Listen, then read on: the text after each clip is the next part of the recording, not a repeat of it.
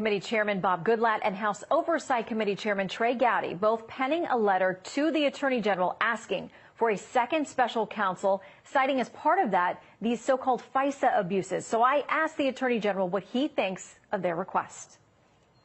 Well, I have great respect for Mr. Gowdy and Chairman Goodlatte, and we're going to consider seriously their recommendations. I have appointed a person outside of Washington, many years in the Department of Justice, to look at all the allegations that the House Judiciary Committee members sent to us, and we're conducting that investigation. Also am well aware that we have a responsibility to ensure the integrity of the FISA process. We're not afraid to look at that. The Inspector General, some think that our Inspector General is not very strong, but he has almost 500 employees, most of which are lawyers and prosecutors, and they are looking at the FISA process. We must make sure it's done properly, and we're going to do that, and I'll consider their request. I know that a couple of things the chairman outlined, that they were worried that the Inspector General wouldn't have the same kind of access or subpoena powers to certain people who may not be under the reach of the DOJ as employees. What do you say to that concern? That's a concern that I think is worthy of consideration, and we will consider that and are considering it, actually. Okay, so the FISA applications that we've heard so much about in the news, there have been requests directly to the FISA court to be able to see some of that material. It's been referred back to the DOJ. Would you all release those applications so that people can see what was in them? I am determined to release everything that's properly releasable. It does tend to be that the more you put these documents out, many of which are very sensitive, the more they leak. So we have to be careful about that. We also have to follow the rules of the department and legal requirements. So, but for example, the text messages that caused quite a stir, those were produced at our effort to make sure we produce everything possible. The Inspector General actually found those first, and then we made that public and determined we could make it public. Some objected to it. So you're raising a good point. We need to get as much public out to the public as possible and do it in a way that breeds confidence. And if there are errors within the department, we need to fix them. So we've got a new FBI director.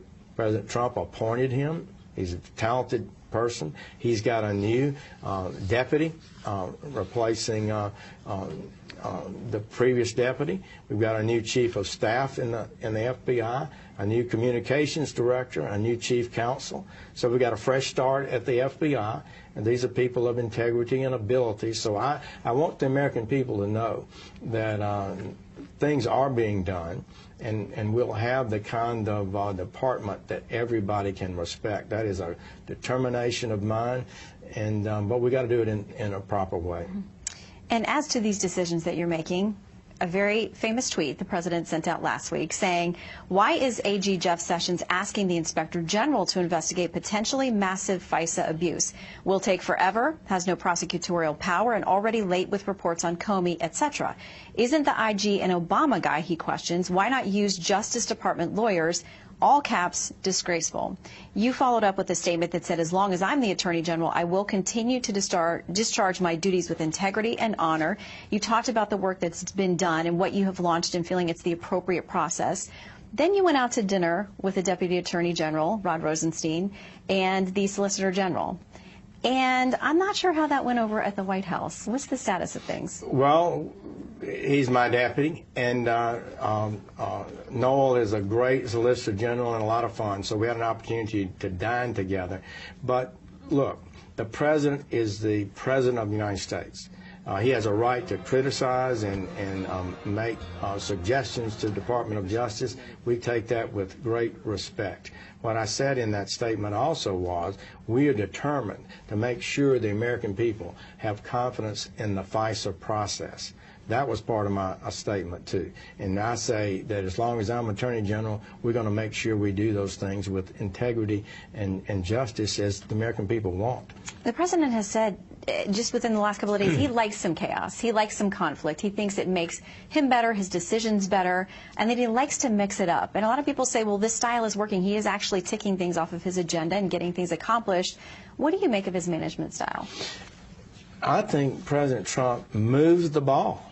He can get things done that I'm not sure any other person in America could get done. He is bold. He's not worried about what people say. I believe in the policies that he's advancing. That's why I supported him so early for president. He was saying the things that I thought Americans had a right to hear. He was promising to act on those things and get things done, and he does not like things not getting done. He keeps pushing every day. It's a remarkable strength that he has, and I think it's good for America.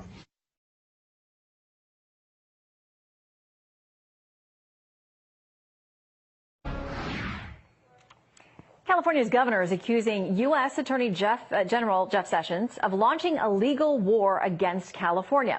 Well, I interviewed the Attorney General here in California, asked him about his reaction to cities like Oakland, warning illegals about impending ICE raids. Here's what he said. We've got to challenge it. I don't want to do that. California is a great state with an important part of America. We wanted a healthy and good relationship with it, but federal law determines immigration policy.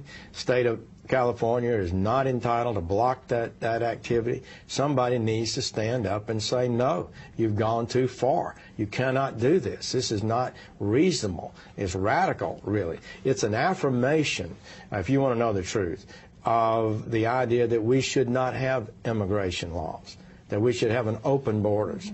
Because whenever anyone is apprehended, it seems that we have persons who want to block their removal from the country no matter what the circumstances. It's an extreme position that's being taken by some here, a lot of the government agencies here, and we just have to push back. I wish it weren't so, but it is.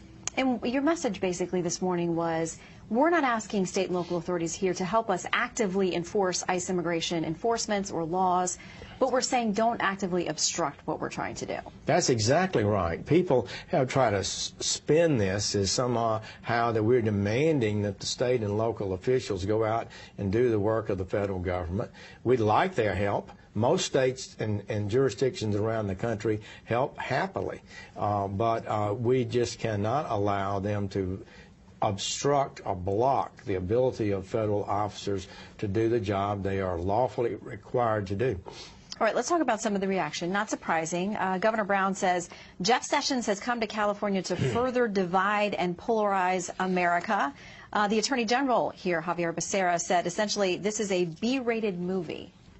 I don't know what Mr. Becerra means by that, but he has repeatedly threatened businesses in California, telling them he will prosecute them under the new California law if they even admit voluntarily ICE officers to their businesses. I mean, this is a radical approach. So I have to challenge this. We can't allow this to happen. We want every state in America to do this. So California has placed us in the position, and the governor, by signing the bill, has placed us in the position where we cannot accept this, and we've got to challenge it. And I made clear today why we were challenging it, why it's important, and why we've got to stop it. House Minority Leader Nancy Pelosi, this of course being her home state, said of the recent ICE raids they were meant to terrorize people. She says it's a shocking abuse of law enforcement power. She claims that half the people who were rounded up have no criminal record and that innocent people are being swept up in these raids. Many of these people are repeat entrants after having been deported. Many of them have already had hearings and been ordered deported. Many of them are serious criminals. She, the mayor of Oakland, warned them all to run and hide before the arrests were to take place. There's nothing wrong about these raids. This is exactly what ICE officers are supposed to do. Why do we have ICE officers? They're just going to sit in their offices and do nothing? So I think Ms. Pelosi is in error totally in her comments. It's demeaning to the work of the officers she funds and Congress funds every day.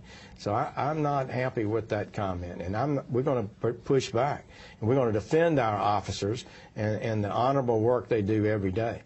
You mentioned the Oakland mayor, Libby Schaaf. She says this: we will continue to exercise our legal right to exist as a sanctuary city. Is there a legal right to exist as a sanctuary city? Well, it depends on what you mean.